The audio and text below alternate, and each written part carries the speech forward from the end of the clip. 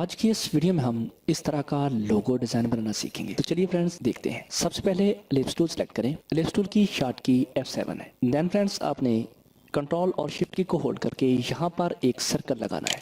इस सर्कल का साइज आप कोई भी रख सकते हैं। मैं यहाँ पर 4.181 इसकी विड्थ और इसकी हाइट भी 4.181 टाइप करके यहाँ पर एंटर का बटन प्रेस करता हूं तो बिल्कुल इसी साइज में एक सर्कल आ जाएगा।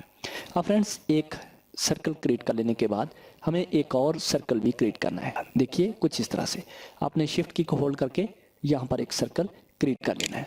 इस सर्कल का साइज आपने 3.433 टाइप कर लेना है और एंटर का बटन प्रेस करना है। आपका सर्कल कुछ इस तरह से आ जाएगा। ये देखिए बिल्कुल इसके सेंटर में आ गया है। सेंटर में आने के बाद फ्रेंड्स आप यहाँ से गाइडलाइन लेकर इसके सेंटर में रख देंगे और सेम यहाँ पर भी गाइडलाइन लेकर इसके सेंटर में रख देंगे। अब फ्रेंड्स आपने यहाँ से उठाकर इसको बिल्कुल यहाँ क्वाड्रेंट पॉइंट पर सेट कर देना है। देन फ्रेंड्स आपने एक और सर्कल भी यहाँ पर क्रिएट करना है। इस सर्कल का साइज आप रखेंगे 2.642 इसकी विड्थ और हाइट रखने के बाद आप यहाँ पर एंटर का बटन प्रेस करेंगे तो ये सर्कल इस तरह से आ जाएगा। इसको भी इसके सेंटर में बिठाइए और बिल्कुल इसी कॉर्नर से पकड़कर इसी क्वाड्रेंट पॉइंट पर यहाँ पर लाकर छोड़ दीजिए। अब फ्रेंड्स इसका जो आपने छोटा सर्कल बनाया है इसका एक डुप्लीकेट क्रिएट कीजिए। अब फ्रेंड्स फिर से इस सेंटर पॉइंट से उठाइए और यहाँ इस सेंटर पॉइंट पर रख दीजिए और इस क्वाड्रेंट पॉइंट से उठाकर इसको यहाँ पर क्वाड्रेंट पॉइंट पर रख दीजिए। देखिए हमारा कुछ इस तरह से डिज़ाइन बन जाएगा। आपने जो गाइडलाइंस हैं इनको रिमूव कर देना है। अब फ्रेंड्स हमें यहाँ से वर्चुअल सेगमेंट डिलीट टूल लेना है और यहाँ से अपना एज काट लेना है। ये देखिए ये वाला जो एज है हमें यहाँ से काट देना है। सेम यही काम आपने यहाँ पर भी कर देना है। अब फ्रेंड्स आपने यहाँ से स्मार्ट फिल टूल लेना है और अपने एक एक आपका जो कर्व बना हुआ है उसमें आपने कलर फिल कर देना है। आप कोई भी कलर यहाँ पे फिल कर सकते हैं। अब देखिए दोस्तों आपको ये कलर फिल करना है तो आप यहाँ से इंटरेक्टिव फिल टूल लेकर यहाँ पर कलर अपनी मर्जी के जो आप लगाना चाहें वो चूज़ करके फिल कर सकते हैं। मैं यही कलर फिल करना चाहता हूँ तो मैं यहाँ से इस एरिया को सिलेक्ट करके एडिट पर जाऊँगा। देन कॉपी प्रॉपर्टीज़ फ्रॉम पर क्लिक करके यहाँ से तमाम की तमाम प्रॉपर्टीज़ को चेक करके ओके का बटन प्रेस करूँगा और यहाँ पर क्लिक करूँगा तो देखिए सेम जो कलर है यहाँ पर भी आ चुके हैं। अब फ्रेंड्स मुझे थोड़ा सा इसको जूम इन करना है और देखिए थोड़ा सा आगे की तरफ ले आना है इस तरह से और राइट क्लिक कर देना है और इसका कलर आप यहाँ पर कोई भी दूसरा कर दीजिए ताकि आपको यहाँ पे अच्छे से समझ आ सके। देखिए ये वाला जो एरिया है ना, अब आपने स्मार्ट फिल टूल लेकर इस पर क्लिक करके कोई भी कलर यहाँ पर फिल कर देना है। देखिए यहाँ पर मैंने कलर फिल कर दिया। ये कलर आपने फिल करने के बाद आपने इस एरिया को बाहर उठा लेना है और ये जो आपने बनाया इसको आपने डिलीट कर देना है। अब फ्रेंड्स फिर से हमें इस एरिया पर कलर फिल करना है, ये वाला कलर।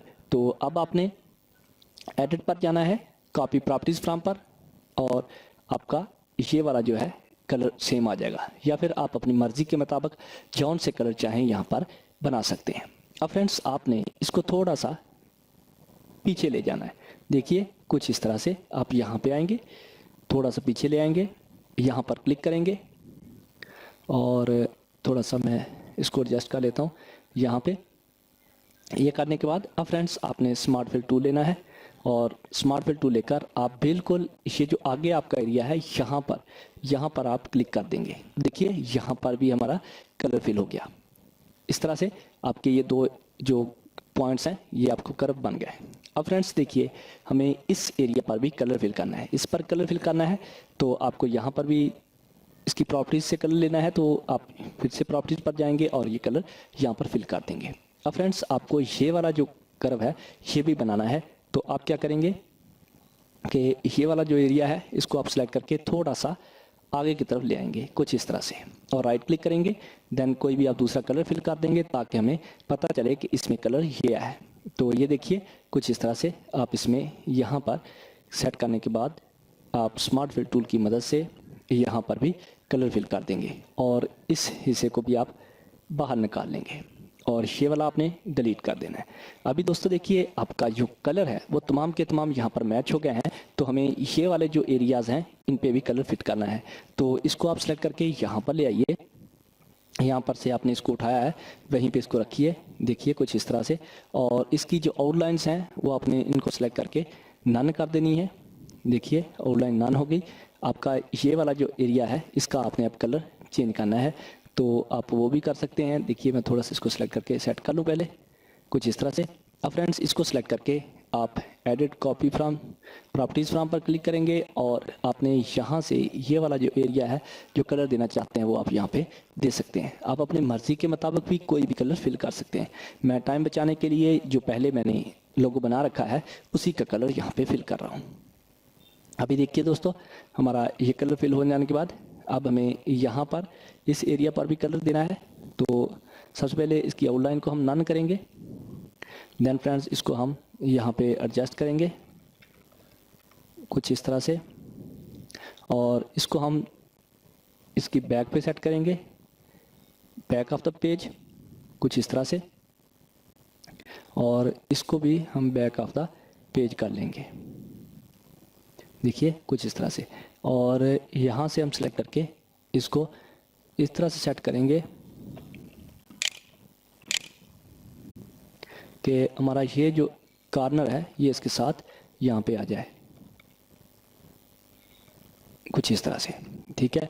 अब फ्रेंड्स हमें ये कर लेने के बाद इसी को सेलेक्ट करते हुए अपनी इस एरिया की जो प्रॉपर्टीज़ हैं, जो कलर प्रॉपर्टीज़ हैं जो हमने यहाँ पर दे रखी हैं, सेम वही यहाँ पे अप्लाई कर देंगे। देखिए यहाँ पर ये आ गई। अब फ्रेंड्स ये वाला एरिया रह गया, तो यहाँ से उठाएंगे इसको और यहाँ पर रखेंगे, देखिए पेज कर लेंगे कुछ इस तरह से, देखिए फ्रंट ऑफ द पेज।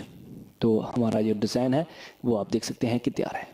दोस्तों अगर हमें यहाँ पर